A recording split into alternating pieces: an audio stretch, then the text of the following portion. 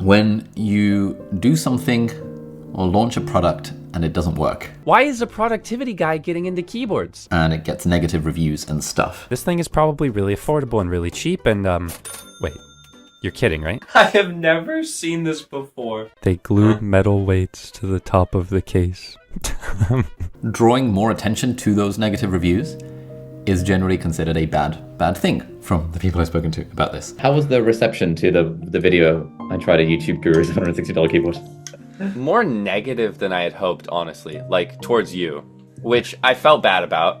But yeah, I hope like my critiques were helpful, not too vitriolic. The reason I'm making this video is because I've been documenting the journey for the last 7 years around growing this YouTube channel and growing this business. And I think it's nice to share the wins, but also to share the failures and the lessons and the learnings along the way. Yeah, the goal of this video is to share what are the lessons that me and my team have learned from launching a product that was had a pretty negative reception, to say the least. So let's talk about what went wrong. Let's talk about the few things that went right and the lessons that I am personally taking away from this, which I hope will also be somewhat applicable to other people watching this who are in similar positions. So, in November 2023, my team and I launched a new brand that we've called Light Mode. You can check it out, it's at lightmode.com. And the first product we launched in this brand was a nice, pretty looking mechanical keyboard. Then, a few weeks ago, my worst fears about this keyboard came true, and a chap who specializes in reviewing mechanical keyboards on the internet made a video about the keyboard and absolutely tore it to shreds. I would really hope that the YouTuber would do more for you than make a half-assed tech product. So first thing I want to say to Hipyo is actually thank you for making that video. In this whole like creator entrepreneur vibe, there's this whole idea of haters, when people are like, oh, how do you deal with haters and stuff like that? And like, I've always felt weird about the word haters because haters implies like that any sort of negative criticism is just a result of the psychopathy of the person who's like doing the criticism.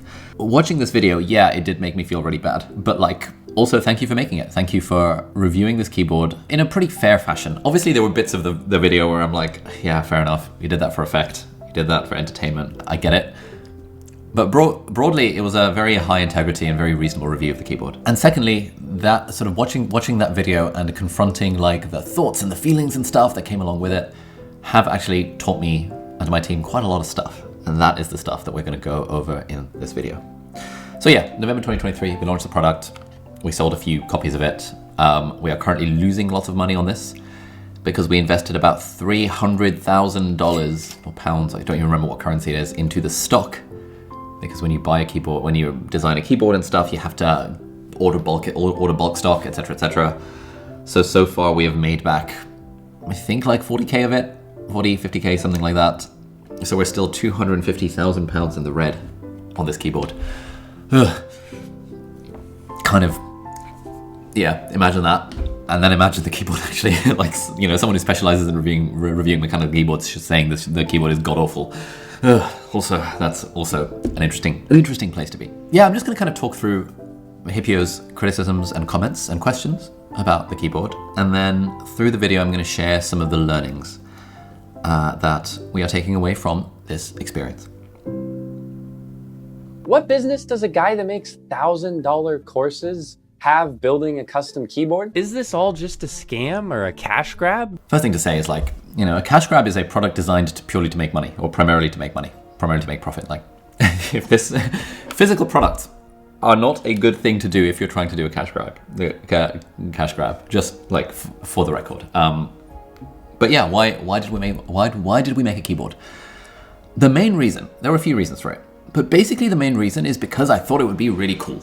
I've been interested in tech for the last, basically my whole life. I'm always on the hunt for the perfect productivity keyboard, productivity desk setup, productivity this and that and the other. And I watch loads of reviews of these sorts of products. And at one point I thought, you know what? Wouldn't it be really cool if we could make our own productivity products, like a keyboard and a backpack and like desk accessories and the sort of stuff that I use on a daily basis?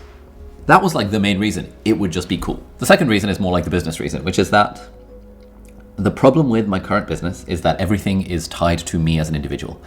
If I decide to retire from making YouTube videos at some point, the business will ultimately die because like everything is downstream of this YouTube channel. I'm the one on the YouTube channel, I'm the one who's like teaching all of our courses, and therefore like in many ways it's not really a business, it's just a very well-paying job. A business is a vehicle that solves a problem for people and charges money for that problem. If that is tied to an individual, you have what is called key man risk. And the key man risk for this business is absolutely huge. In that, my business, with my team of 20 people and all this sort of stuff, almost no one would actually want to buy that business because it's so reliant on me. And so a question that a lot of creators are asking in the creator economy these days is, how can creators build businesses that are not reliant on them? And so I started to think, what if we launched a hardware brand that could make cool products like keyboards and backpacks and stuff? And what if we could name it something that didn't necessarily correlate with me? And I'd be the one like pushing the stuff and building stuff initially, and then maybe over the next 5-10 years, if the products are actually good and the brand works out, then people would have an association with the brand that is not related to me. And that in a dream world, the stuff that Light Mode makes, like the Light Mode keyboard and the Light Mode bag and the Light Mode desk accessories, could we become like Ugmonk or like GroveMade or like these other really high quality brands that, you know, not like a Logitech or an LG, which is just a huge company, but like a small brand where when you watch desk setup videos, you're like, oh, this is a product from Light Mode. It's the keyboard. This is a product from Light Mode. It's the desk organizer. Like that would be really cool. And then that is a potentially saleable asset. It's not a business that I probably want to sell, but it's a business that I would then have the option of selling further down the line if I decided I didn't want to do it anymore. And that seems to be the next level of business.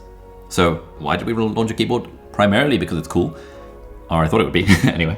And secondarily because it seemed like a good idea in terms of building a business that's not dependent on my personal brand. And then it came to figuring out, okay, what's the vision for the product or the product line? And basically it wasn't that sophisticated, but it was basically like, you know, I'm into productivity tech. I've tried out a lot of keyboards. I have not tried out hundreds of keyboards, but I have tried about a dozens, probably like 20 to 30 keyboards in my life. And I wanted to build my personal favorite mechanical keyboard. And this is in fact my personal favorite mechanical keyboard. It is the keyboard that I use every day and that I've been using since we first got the samples like 6+ months ago. And I think it's a really nice keyboard. It's almost certainly not the best keyboard on the market. It's not the cheapest keyboard on the market. There's probably keyboards that I could find if I were to try loads and loads that would be better than this for me. But I've tried somewhere between 20 and 30, and kind of through all the rounds of sampling and all the testing and stuff, my North Star was, is this a keyboard that I actually use? And it is a keyboard that I actually use. The goal is not to build a keyboard brand. The goal is to have like a pretty basic mechanical keyboard for people who are not mechanical keyboard enthusiasts. If it's their first mechanical keyboard and they like the aesthetic and they like the way it sounds on the videos, then great, you can buy the keyboard. We're not trying to compete with Keychron. We're not trying to compete with IQ Unix, these brands that specialize in making mechanical keyboards. We're trying to be a reasonable all-rounder brand. At least that was the idea. Next up, how long did this actually take to make?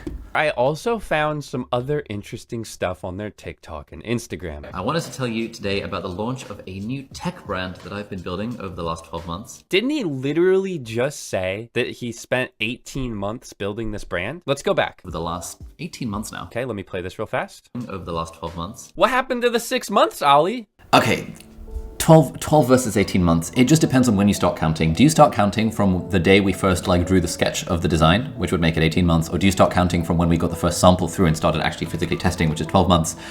When I was filming the videos, I got confused in my own mind about what we were saying. This is it feels weird to address some of these criticisms because it's in my mind I'm like, this sounds like I'm making excuses. Like, I'm not trying to make excuses. I'm just trying to explain literally what was in my mind as this stuff was happening and what are the lessons we're learning along the way. The stuff that was in my mind as this was happening was that I had 4 hours in an Airbnb in LA where Harry, one of the guys we were working with, had flown in so that we could film these videos in between a shit ton of book promo that I was doing. And I had this one day in LA and this 1 4-hour window in between these 2 podcasts where I could film the stuff with this keyboard. I got confused in my own mind because I hadn't heard about anything about this keyboard for the last few months because the factory process to get samples and stuff takes literally months. So you give feedback and then 3 months later you get a prototype to be like, oh shit, well, what was the feedback that I gave 3 months ago? I don't even remember, but let me try it. That was what was going through my mind. This is not like an intentional, I'm trying to mislead the audience by saying the thing took 12 months and the thing actually took 18 months. It just depends on when you start counting. And yeah, I didn't have the talking points clear in my own mind. Lesson learned. When filming marketing materials, I need to really have clear in my mind, what am I actually trying to say? And what is the feeling that I'm trying to get across? I think very hard about what I say in YouTube videos, but generally when it comes to filming ads for our course or random ad hoc filming that I have to do, If it's like, all right, Ali, you've got 2 hours and we need you to film these 15 things, I'm like, it becomes a lot less about making sure that the message feels authentic and meaningful and like legit for each one, and starts to feel more like, okay, I just need to get through the list of things that they want me to film. That's not ideal, obviously. When releasing something like this, that genuinely does have an impact on my personal brand that I've been working hard to build for the last 7 freaking years. Rushing with filming marketing materials is not helpful. Yeah. Next up, the pricing. I think the pricing for this is like $150 or something like that. We change up the price every now and then on the Shopify store, and it's going to be slightly different on Amazon, but sort of that sort of ballpark. We wanted to position this as a very reasonable, affordable, mid-range brand. In doing that, you've also put yourself against every other budget offering unintentionally, because if the budget offering provides a better experience for potentially half the price, you've got quite the problem. Yes. I think the phrase very affordable mid-range brand was poor phrasing, because very affordable implies budget and mid-range implies not budget. I was kind of speaking from the heart, and generally when I speak from the heart, I'm not that precise with my words. Yeah, reasonably affordable mid-range brand to me is like $150 price point.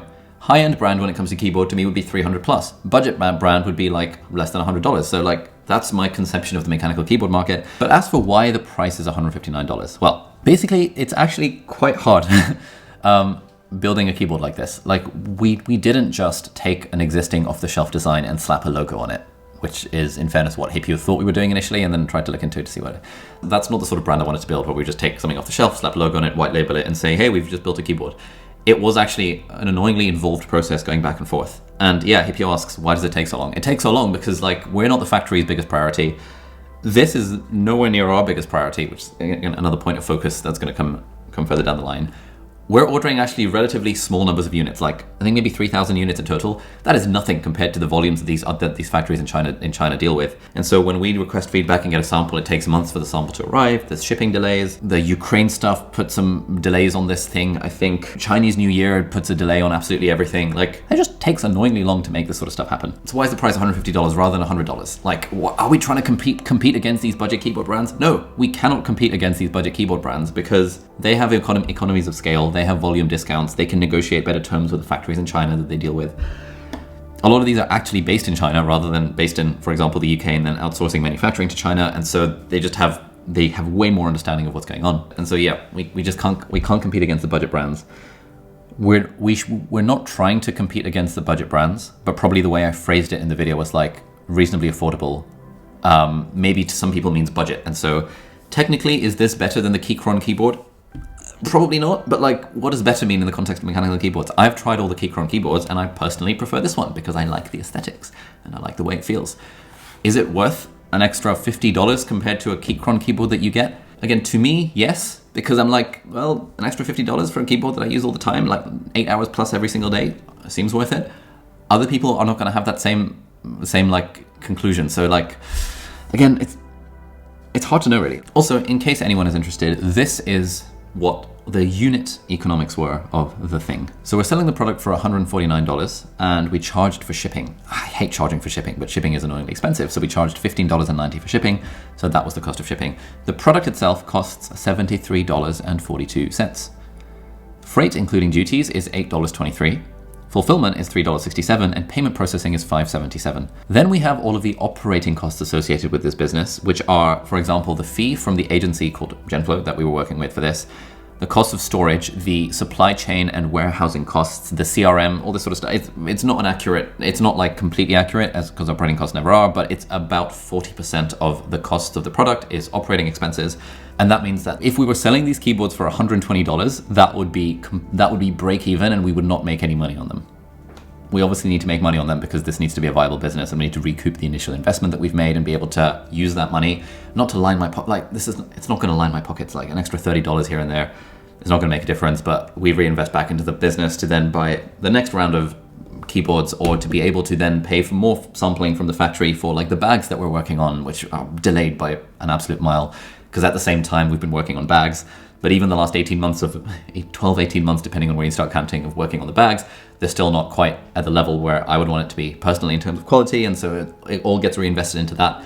All of this is like a very long-term play to try and figure out, can we make a business like this work? You know, when we were selling our stationery, like the Essentially products, it was like a productivity planner, and it was like $30 or $25, something like that. And I mentioned it one time on YouTube, and there were people in the comments absolutely outraged. Oh my goodness, how can you be charging $25 for a journal? I can go to Walmart and pick up something similar for $7. It's like, yeah, you can. You don't realize that when you're trying to launch a business from scratch, you do not have volume discounts. You do not have economies of scale. Walmart orders millions of units of their productivity planner, and therefore they can charge tiny amounts of money. We ordered hundreds to thousands of units of our product, and therefore we literally cannot do that if we want to have any sort of margin at all. 20% margin. You know, like our online courses business is about a 95% margin. This is a 18% net margin. Like,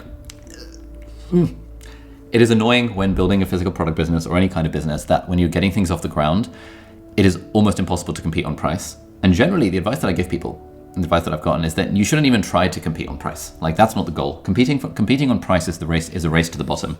Really, the ideal is to be targeting the sorts of people for whom $150 versus $100 for a keyboard doesn't make much of a difference. So I stand by the pricing. Next question, is this actually a good product? Now, to be fair, I might be incredibly underwhelmed, but it isn't exactly a bad keyboard. Now, it doesn't have any gasket mount, and it is lacking a lot of enthusiast features that you could get for cheaper. But it does do what it says on the tin. It's a keyboard, and it does feel relatively nice. But it does do what it says on the tin, and it does feel relatively nice. Honestly, the fact that Hipyo said that to me was like, oh, thank God for that, because that's what we were going for. We were going for a keyboard that does what it says on the tin, that looks relatively aesthetic subjectively, and that feels relatively nice subjectively.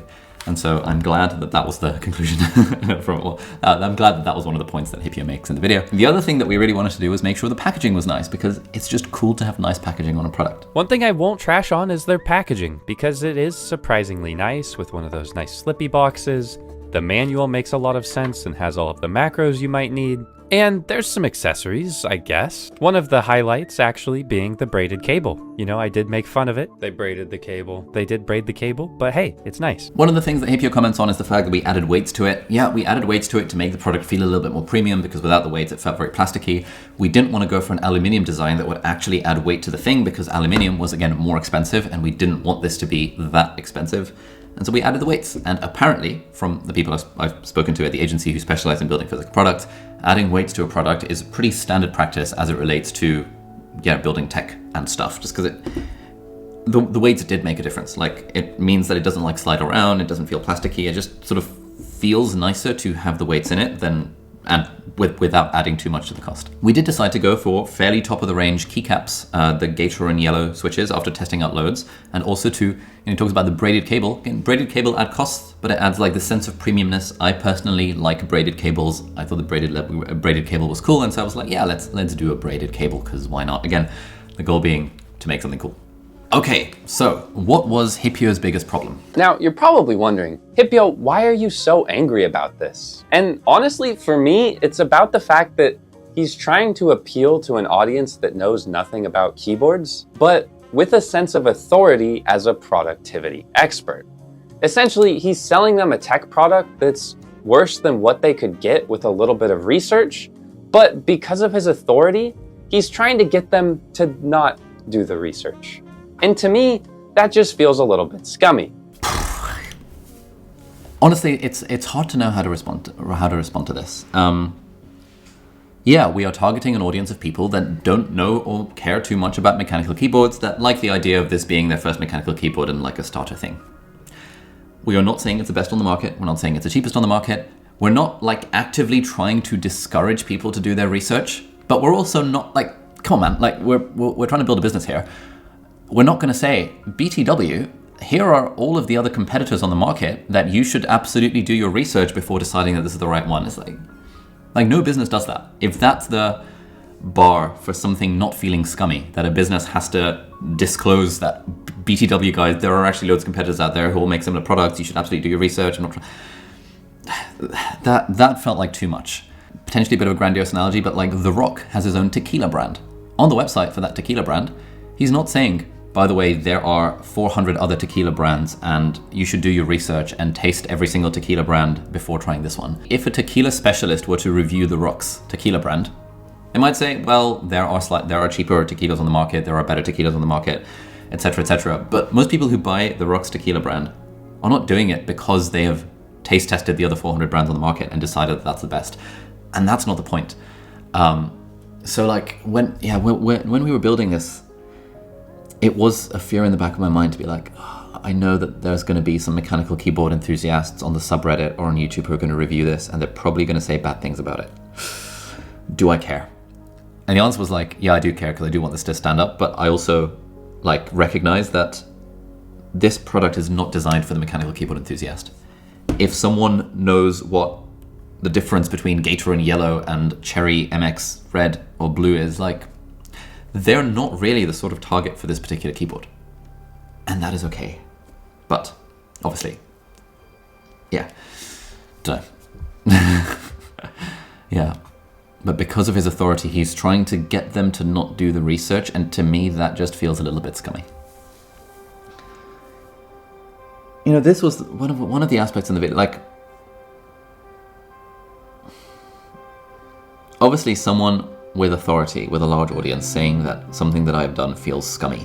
Obviously that doesn't feel good. And this needed a lot of... I was really thinking about this a lot, like, is it scummy? Is it scummy to not encourage people to do their own research before buying a consumer tech product? By that token, every single tech company under the sun would be a scummy tech company, because no one encourages people to do their research about other brands before buying from them. That, to me, is one of the things that I disagree with in the video, in that I can see why he says it, and I can see why it has a feeling of like, this guy's using his authority in Thing X to make people not do their research. If I was saying that like this is the best on the market, categorically hands down, then yes, I would agree. But I'm not saying that this is the best on the market. I'm saying, look, this is the keyboard that I personally like. I'm into productivity stuff. I'm a productivity enthusiast. My publisher literally calls me a productivity expert. I get hired to do talks at Google and Facebook and stuff as being a productivity expert. As someone who cares a lot about productivity, I try to design a keyboard that I vibe with, and this is that. This is V1 of that. Is that scummy? I don't know. I'll let you decide, whoever's watching this. Let's talk about how much money we have made from this. So far, we have made £23,167.43 on sales. We've had 206 total orders as of the 13th of March, and our conversion rate is 0.32%, which I think is not amazing.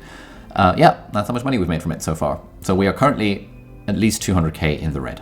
So let's talk about lessons. Lessons learned. One big area is focus.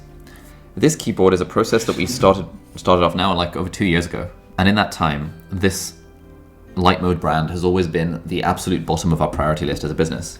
Because it's not a core focus. You know, the thing we do is content and courses, and then I had my book and blah, blah, blah. The keyboard and the light mode brand was always a bit of a side hustle, where every few months we'd have a meeting with the agency, Genflow, to look at samples, to get feedback on them. And then it would go for more feedback. And then 3 months later, we'd get another round of samples and stuff. Now, I have learned this lesson so many times that when you are trying to do too many things go wrong. This is something Cal Newport talks a lot about in his new book, Slow Productivity, which is a really good book. Principle number 1 of slow productivity is to do fewer things, and principle number 3 is obsess over quality. Principle number 2 is work at a natural pace, but that doesn't quite apply here. But like, do fewer things and obsess over quality. In this context, we didn't obsess over quality. The quality bar was, is this a keyboard that Ali would use? And it is. And do fewer things was like, we're just still trying to do way too much in the business. And so if I had my time again, and I could I could say something to myself from 2 years ago when we started the ball rolling on this, it would be, don't take on a new project unless you can commit large amounts of focus to it. And doing something half-baked is worse than not doing the thing at all. This product was no one's focus on our team. Now, we've decided, after this Hipyo video came out, to be, okay, Bav on our team is now the team member who's officially in charge of this thing. Bav is great. She's been with me for like 3 years now. She loves tech, she loves bags, she loves keyboards, she loves productivity stuff almost as much as, actually more than I do, because she reviews and watches more of it than I do. So Bav is taking this project forward, and now we actually have someone on our team who is like taking the brand forward. I think a big lesson is about the marketing message. If I really think about it, the marketing message around this keyboard was too strong. It was too like on the nose. I had an instinct when I was filming the videos for it, again in that like 3-hour filming session, 2-hour filming session in LA, like however long it was, in LA, in between other things, that like, I think this marketing message is too strong and I don't feel comfortable saying it. But then I allowed the pressure of the situation to be like, no, but this is the one time and we have to get these videos done because otherwise the keyboard can't launch and we've already spent all this money and like, like all of those sunk costs associated with it made me feel rushed, made me feel like, okay, I guess I should, screw it, like move fast and break things. Like maybe I'm overthinking it, like I'm being too much of a perfectionist, like who cares really? Like, you know, will the audience actually care if the marketing message is a bit stronger than what I personally feel? Basically, I felt very rushed in doing the marketing, filming the marketing videos and stuff for this. And that was bad. Like if I could give myself advice doing the process again, it would be take your time and to have like my own comfort with the message and my own like brand vibe and everything as being the true North Star, rather than having let's just do whatever it takes to get this thing out because it's already taken way too long as being like a major factor in the decision. And actually, one thing we are going to do is reshoot the videos and the ads and all the stuff and on the website for this keyboard to not oversell what it is. Because like, again, the goal is not to, this is not a cash grab. This is not going to make any profit. we will be lucky if we even break even on this. The goal is to have this as a V1, as like a testing ground to see what it's like, how it feels to build a tech product, whether it's a thing we want to continue, and if so, how many resources we want to put into it for future products. The goal here is to learn rather than to earn. Actually, if the objective is to learn and not to earn and to build a brand that actually has good products, what I wish I'd done is A, reach out to all of the mechanical keyboard reviewers on YouTube and be like, hey, would love some feedback from you guys. Happy to pay for your time for you to, for your expert opinion to review this thing offline so that we can improve the product. That I wish I'd done that. And we're going to do that if we ever launch a keyboard again, ever again. And number two, what I wish I'd done is done more user testing for normal people. It would have been easy enough to hold an event in London, get 100 people there and just be like, hey guys, I'm going to do a Q&A, but like while the event is happening, could you go into the side room and just give some feedback on this mechanical keyboard? Like, how does it feel? What do you like about it? What do you not like about it? What do you think of the packaging? I think also one really major thing that I've learned a lot recently is that the mode of operation that got you here won't get you there. In that, I think historically I've been pretty good at operating on the maxim, move fast and break things. I have an idea for a YouTube channel. Screw it, let's just film video number 1 while I'm on the bed. Cool, I have an idea for a course. Great, let's just make it, let's just launch it. I have an idea for a video, let's just do it. Like this bias to action and just having an idea and just doing the thing and putting it out there and then letting the market give feedback and all that stuff and then adjusting and iterating. The sort of lean startup approach of like build an MVP, build a minimum viable product, get it out there, get feedback and then iterate. That is an approach that has really served me so far in my career for the last 7 years. But one thing that I've realized, and that we talk a lot about as a team with other stuff that we do as well, is that actually I don't think that approach is continuing to serve us. Because now we have an established brand. We have an audience that hopefully knows, likes, and trusts me as an individual and our brand as a team and all this sort of stuff. And actually, for us to release a product that ends up being really bad because we rushed it, that does way more damage than the value we get from like moving fast and breaking things and stuff. And so what we're trying to do is shift from move fast and break things to go slow to go fast. There's also another lesson that I'm taking away, which is that before we forked out the 200, 300K, whatever it was, on this invoice to the factory, I had a weird feeling about this. I was like, ooh, this feels kind of wrong. And I didn't listen to that feeling. I told myself I'm being irrational. I told myself I'm being too much of a perfectionist. I told myself, classic sunk cost fallacy of like, we've already spent 2 years on this. Like the agency Genflow, they've invested so much time and money into this. Like they haven't been paid anything because it's a profit split. So it's like, I feel bad that like they've put all this time and effort and investment into this thing. And now I'm like getting cold feet at the last minute because something doesn't feel right. And I thought about this for like a week. I basically talked myself out of it by saying I was being irrational and by saying that no, like, you know, it's a dick move to go back, renege on this agreement we've made with this company that's helping us with these keyboards and stuff, to be like, no, actually, I feel weird about it. What I would tell myself is like, look, if you have a bad feeling about something, take it really freaking seriously. But we haven't yet decided, are we going to continue with the next product? Because we were going to release a bag. We've sampled about 8 different versions of this bag, but currently, this is my daily driver, the Peak Design Everyday Backpack 30 liters. This is a really freaking good bag. None of the samples that we've got from the factory so far are better than this bag. And for me, that's the bar. The bar is like, what do I actually use on a daily basis? I actually use this on a daily basis because I think the keyboard is good. But I don't use any of our current samples for the bag. And so until we get to that point where I think this is indispensable and I have to use this every day, then it goes to the next stage, which is going to be to get real people to review it and to use it. Send it to, we know a bunch of bag experts. We know people at Nomatic. I'm sure we can find people at Peak Design who watch my stuff.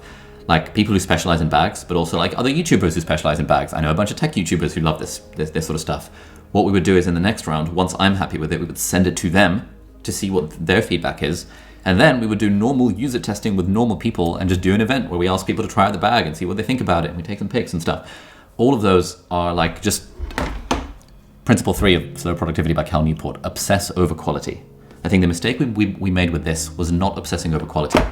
And by setting the quality bar to be, this is a keyboard that Ali uses. But actually, now that I think about it, that shouldn't be the quality bar for a product that we release. The product shouldn't be, does Ali think it's good enough? Actually, the product should be, do we as a team think this is good enough? Do we stand behind it? And can we defend ourselves in court if someone was like, this product is shit? It's like, actually, okay, you have your opinion, but these are all of the things that we did to make sure the quality was really high. We didn't do that with this product. If anyone has bought this, I hope you like it. If you don't like it, email us and we'll give you a refund, like as with all things that we do. Basically, no questions asked, money back guarantee if you don't like it for whatever reason. And if you do like it, then great. The final thing really I want to talk about was, there's a comment on this video being like, from this guy, Ponzi Gaming Studios, lol. It's one of those things that feels like I can pay more for because of the research and dev that went into it. However, there clearly was a minuscule amount of research at best from Ali Abdaal. Agreed. And it doesn't even seem like he used an OEM. What the hell is an OEM? Original equipment manufacturer. Oh, okay. Seems like he found a keyboard that already existed. Not quite. Like we actually did do a lot of changes to the thing and made his own keycaps for it. Probably would have been better off just making a keycap set. Honestly, you're probably right. We actually probably would have been better off making a keycap set because now that we're in the process of this, I realize that a lot of the feel of a keyboard comes essentially from the keycaps. And as taking a Keychron or a Newfie keyboard that has a white base and just customizing the keycaps would have been a lot easier. Caused a lot less heartache. But also, we want to build our own keyboards. We want this keyboard to be really good. This is the V1. We would like the V2 to be even better. We're going to do, if we do decide, when we do decide to launch a V2, we're going to do all the rounds of testing for it. All right, so this is me from the future. Now, a couple of days after I filmed this entire video, I actually reached out to Hipyo and he very kindly offered to hop on a Zoom call with me. And so I wanted to include some of the segments of this fantastic conversation that I had with the man himself. I think a big part of our problem with this particular keyboard was that I think the marketing was too heavy-handed. I'd agree. My hypothesis is that we switched the light mode brand instead of trying to be about optimization and efficiency. And this keyboard will help you type faster, which realistically it won't. It's more like, hey, we just like making stuff that we think looks nice and is delightful to use. And feel free to try it out if you want. We're not making any claims about this is going to make you more efficient or anything like that. How does that land? No, that lands perfectly with like how I view keyboards. And I saw, what made it really interesting to me is I saw that you had like the product pivot in mind. Like there were elements of like, this feels great, this is awesome. And like, that's perfect for keyboards because ultimately what keyboards are about is everyone gets their own personalized experience of what they like the best.